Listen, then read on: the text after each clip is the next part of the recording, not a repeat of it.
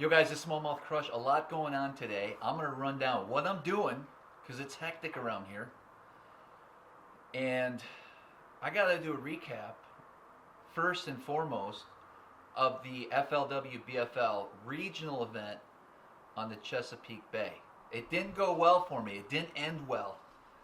And then besides that, all the videoing, all the time I took to put together some good quality episode of the regional championship, the footage is gone. So all you got is me talking right now. We'll get into it. It's all coming up.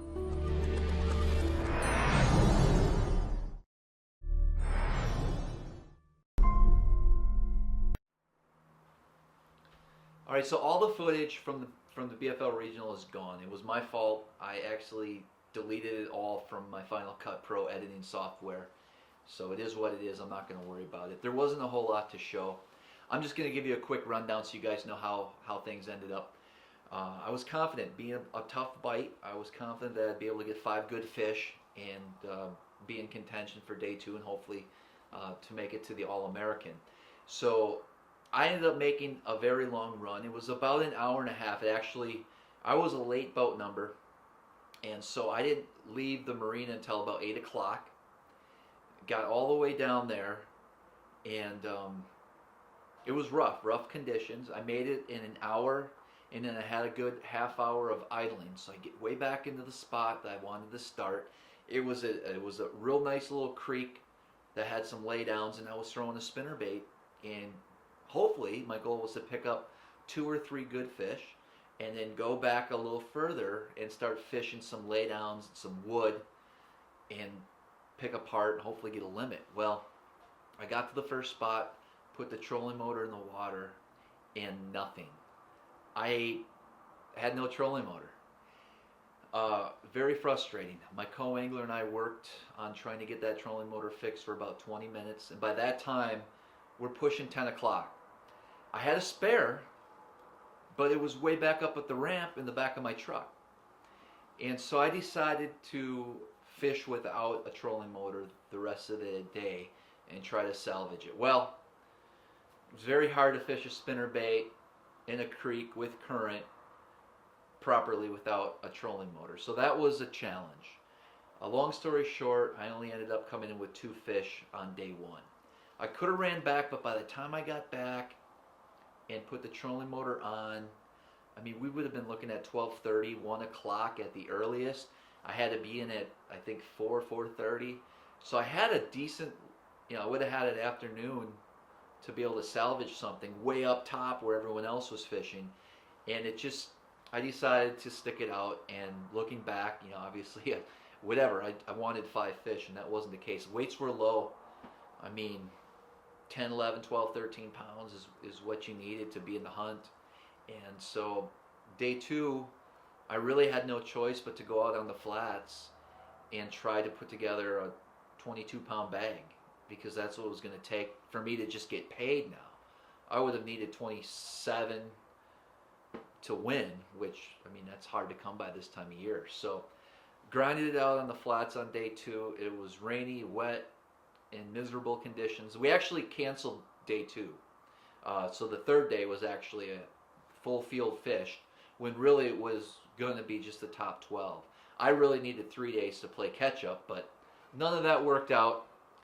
It was terrible. So my co-angler ended up getting a really nice solid, just under 6-pound fish on a whopper plopper out there, and I stuck with the plopper, but every other cast was just getting floated, matted up grass on your bait, and it was really hard to fish, and it was just a tough deal. I ended up getting a few fish back up in the Northeast, some worm fish, finesse fishing, but I just tossed them back. It wouldn't have made a difference. So it was a letdown. It was a big time letdown, the BFL Regional for me. But on a good note, my buddy Ryan the mechanic, Ryan actually made it to the All-American as a boater. Co-angler Sean made it as a co-angler, and Joe Thompson won the event with, I think he had like 10 pounds and then almost a 20-pound bag on day 2. So he won it with 30 pounds, which is about what we thought it would take to get the job done. So congratulations, man. I'm proud for him. That's got to be awesome to be able to go fish the All-American on the Potomac in June next year. Wish I could be part of that, but it's time to move on. So let's kind of go through the rundown here, what I'm planning on doing down at Guntersville, some of the tackle, things like that, and hopefully we can make a pretty good video series on my trip down to Lake Guntersville. So I'm just out in the garage getting things ready. All my rods are pretty much rigged up. I just got a special little package here, a little box from Tackle Warehouse with a few different unique baits that I thought I might need down there. Some things maybe I don't need, but we'll go through the little secret box, kind of explain what the conditions are going to be like down there. I've never been on Lake Guntersville, so I went down there for a classic, helped Mercury out, but I've never actually physically fished that body of water, which is crazy to think. I've been all those other places down there, but never Lake Guntersville, which is like the place to be down south. So when I break down a new body of water, I do a lot of map study, things like that. And I got the hotspots map. I looked it over. I did some Google Earth images, see what I'm up against. But, you know, there's rumors that there isn't a lot of grass. Right now there's supposed to be, in the fall on Guntersville, a really good frog bite in the mats. Now that's going to get beat up. I think there's like a 200 plus boat tournament the same week we're down there. There's a major tournament the weekend before. I mean, it gets pressure, there's no doubt. Now you're going to put 200 boats in our tournament and another tournament with guys practicing and sticking fish all week. It's going to get tough, and that's just the way it is. But I have no idea. I did not get any help, any local reports. They're far and few between of what I found on the internet, so it wasn't easy as far as my research, and maybe I failed at that. I'm gonna try to do some internet research a little bit later today, but at the same time I kind of want to keep an open mind going down and just fishing visually, looking at the graph, maybe trying to put patterns together over spots and areas, and I just have to see what the deal is. I mean, that's all we can do. I'm gonna be doing a lot of power fishing to locate fish, maybe slow it down. Kind of the same deal I did last year when I made the championship on Kentucky Lake. And I had a really good day one. I was in contention. Got a decent check, but they turned the water off on me on day two, which hurt my bite a little bit. And I caught most of those fish drop shotting last year. And so I do want to find, obviously I want to fish my strengths, and to me that is drop shotting, so we are going to be looking for that pattern. There's no doubt I'll be throwing that Kitech worm down there in Guntersville, trying to put something together. And that was more a spot on a spot, a current break, things like that, and I will certainly be looking for that. But we're going to be doing a lot of power fishing. I expect a lot of topwater fishing other than frogs. We're going to be throwing some buzz baits, some whopper ploppers, probably some spook type baits, walking baits, pop R's perhaps. Swim jigs are going to come into play, spinner baits, chatterbaits, things like that. So I'm going to have all that ready to go. Kicker fish, I mean, if I could find a couple areas where I think I can get a decent 15, 16, 17, 18 pounds and then go for a couple big fish, I'll probably be doing a little punching. I'm suspecting that the frog bite is going to be difficult, and it might be difficult to start out with. And these are just preconceived, I should probably have more of an open mind, but I'm assuming that the frog fish and the punch and things like that, that's going to be when you have a decent limit and you can really focus and slow down. But like I said, it's all hearsay until we get down there and actually see what the conditions are like. So in this box of goodies here, I went a little crazy with some frogs. You know what I mean? I got some Japanese frogs, some unusual frogs. I really wanted to try out Freddie's new frog, the Boom Boom frog, right? It's got that little keeper there, that sandpaper, supposed to stick to their whatever. We're going to try it out. Who knows, right? Got all kinds of stuff. What is this thing? The Buster K. Looks nice. White and black, standard colors. Couple deeper crankbaits. I don't know. There ain't going to be much for ledge fishing, but there could be just off of the ledge, just moving up shallow. They're going to be chasing bait, for sure. So we got a few things. I'm sure I'll be able to get some more tackle as I get down there, and if I key in on something. But we'll go through how I prepare for a tournament as well. Meaning I'm going to be bringing a lot of tackle, extra tackle with me down there in case I run into a situation where I'm actually going to need some of those baits. So above me you can see I got all my tackle ready to go. I had a week in between here to make sure everything was ready. I stocked up on all the different baits that I'm going to need. So for instance, the jig trailer box is going to come with me, and you guys probably seen some of my previous videos on tackle prep, things like that. But we got the we got the jig trailers, the chunks, the Yamamoto swim, what are they, swim Senkos 3-inch, some grubs, some rage tails in here. I mean, anything and everything I'll need for back of a jig, a chatterbait, spinnerbait, whatever the case may be. So these are all set. I just got to put them all in the boat, get them organized. I think what we'll do is we'll kind of go over the starting lineup, which I have in my head, with all the different baits I'm taking down there. I'm going to be bringing a lot of rods. Hopefully I won't have to use them all, but they're all going to be with me in case there's a situation that comes up where I'm going to need it. So pretty much everything you see is coming with me. All this tackle is going to go in the boat, with the exception of, I don't know, maybe some hair jigs and, I don't know, metals, inlines. I don't know what I'm going to need. But that'll pretty much all come. So I've been utilizing these Bass Mafia money bags lately, which are pretty cool. They're holding up. They're sturdy. It's just a big plastic bag with a zipper. It's a glorified Ziploc bag, but they're durable. So like in here I have some larger swim baits that I want to bring down. Skinny dippers, horny toads, just things that you would put on the back of a chatterbait perhaps, or some larger flukes, just things, just some odds and ends in this bag. This here bag, I'll just have, this looks like it's just extra plastic that I may not have in these containers. I got some sweet beaver, some flippin' baits, some Z-Man product in there, net bait, things like that. And then in this bag here, I just have, and a lot of my frogs and stuff will go in there, I just have extra stuff, spinner baits, chatterbaits, things like that. Ooh, that could come into play. Scrounger heads. I don't know. I'm bringing it. Dirty jigs, swim jigs. Got some jerk baits in here. There might be a jerk bait bite, guys. Don't get nervous if you see me throwing a jerk bait down there. You just might. You can see right here, this box will come with me. This has more Kitex, swim baits, buzz baits, dirty jigs, swim jigs, line, pretty much just extra tackle that I might need depending on the situation down there. That'll all stay in the truck, so I'll at least have it. Bring a lot of different line with me in case I got to respool. Here's something pretty cool that I just got in the mail yesterday. Bobby with Mega Strike sent me these.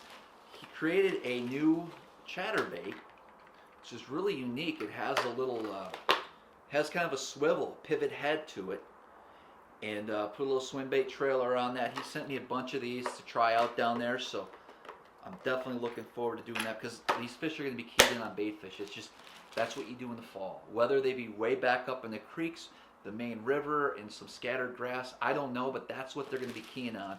They're going to be keying on different size of bait that we're going to have to look for down there. There's going to be probably some small shad. There's going to be big gizzard shads, and you just have to put that puzzle together. That's why it's so important to just go down there and really go in with an open mind, especially the fact I didn't go to pre-practice, because a lot's going to change before then. And I'm feeling confident that I'm not really prepared. Does that make sense? Like, I have no preconceived notions. I have no history there. I have no hot spots to go to. I don't know that this mat here produces 25 pounds of bass every other weekend.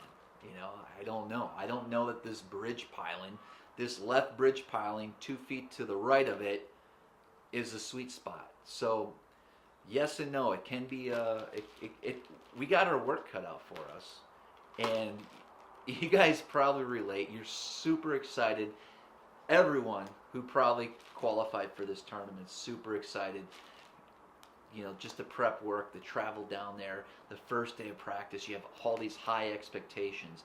And of course, things don't always go right. Most of the time they don't. They don't. What you visualize in your head at night before you go to bed, weeks and months before the actual tournament, sometimes isn't what actually is happening out on the lake. So, like I said, we're going to be, we're up for the challenge. I did have to get a new Lake Master map, so I got the southeast states ready to go. We'll put that in the Humminbird units. The Garmin map should be preloaded already, so hopefully I'll be able to find my way around there with my electronics. That we should be covered there. So the boat itself is all emptied out.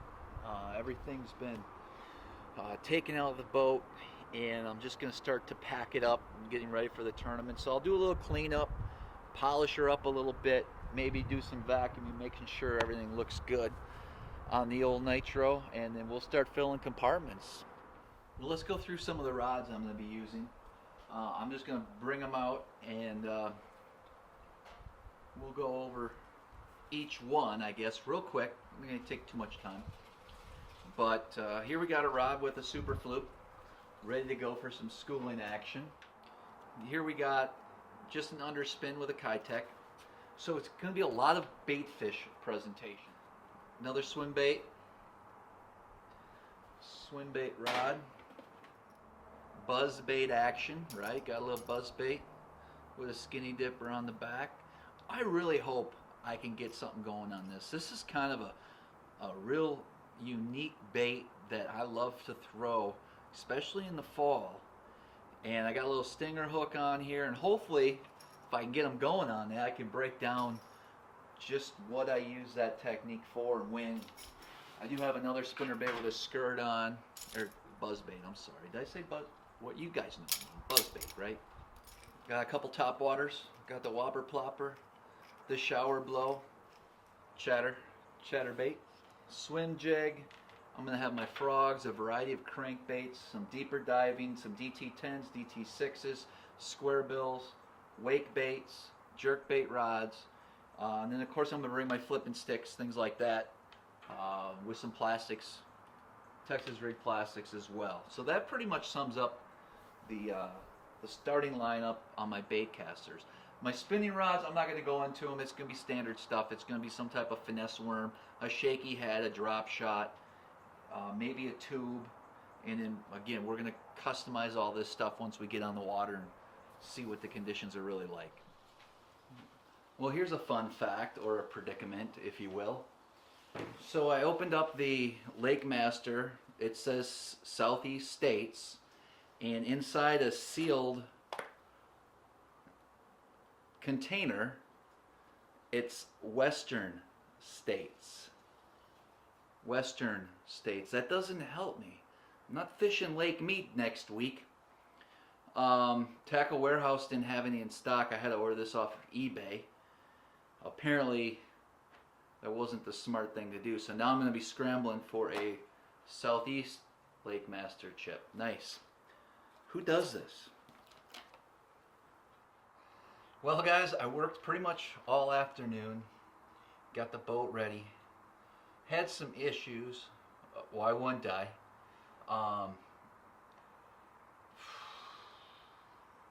It took me 2 hours just to update the software in my Humminbird. I have no idea why. It was just multiple chips, things didn't work. Nothing was like, you're supposed to turn the unit on, exit, pop the chip in, and it's supposed to pop up. Well, after multiple tries, it finally worked. I don't know. Got everything else figured out.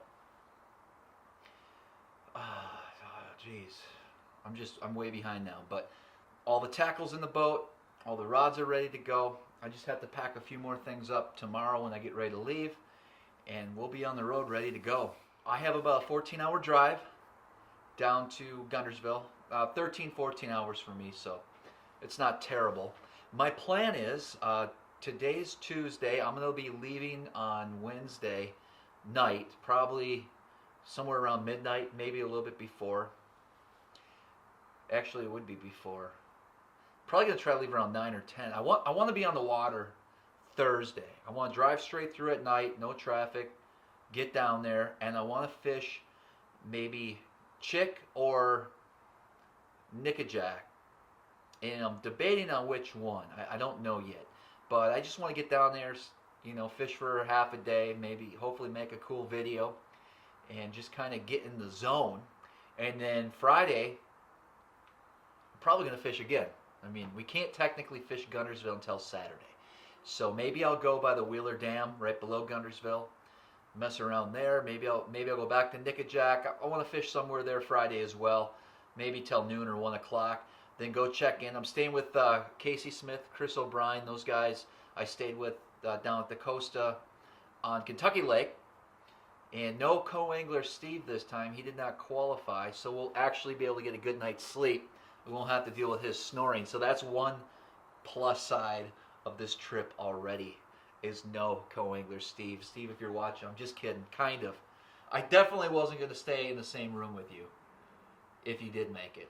Alright guys, that's going to wrap up the video. I hope you enjoyed this quick little preparation video as I head down to the Costa FLW Championship on Lake Guntersville. Don't forget to subscribe to my channel if you haven't already. Leave any comments and likes below, and as always, until next time, we'll see you guys on the way.